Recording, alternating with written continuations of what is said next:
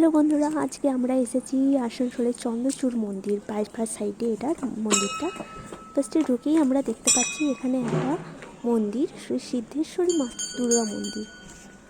আর এটা হচ্ছে শিব মন্দিরটা, এটা প্রবেশদ্বার। এদিকে আমরা ঢুকলাম। তারপর এই যে দেখো এখানে চলে আসছে শিব মন্দির।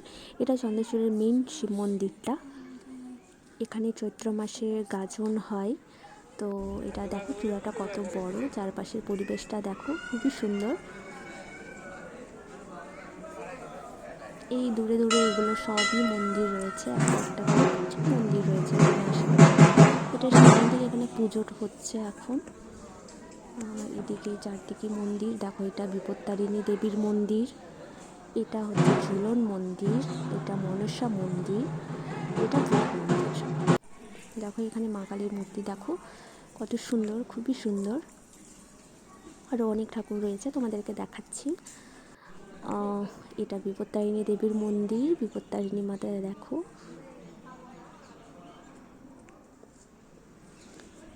এটা ঝুলন হচ্ছে, ঝুলনের পরিবেশটা এখানে দেওয়া আছে। তারপর এটা হচ্ছে শ্রী মনসা দেবীর মন্দির, মনসা মাতা। এটা শিব মন্দির।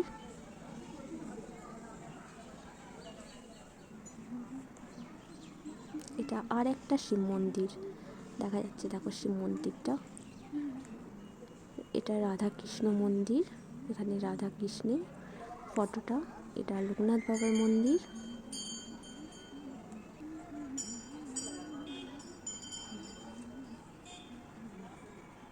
এখানে দেখো, এখানে যে কীর্তন হয় সেটা দেওয়া রয়েছে এখানে। তারপর এখানে লক্ষ্মী ঠাকুর রয়েছে, লক্ষ্মী মাতা, এবং পাশে গণেশও আছে।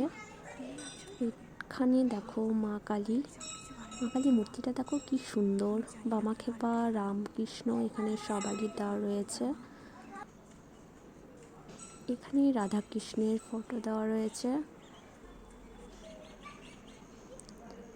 এটা শ্রীকৃষ্ণ কুপান বর্মনের স্ত্রী, এটা তুলসী মন্দির। এটা হচ্ছে হরি মন্দির, এখানে আর কি কীর্তন হয়। তো দেখো চারপাশের বাড়ি ঘর আরও পরিবেশ খুবই সুন্দর।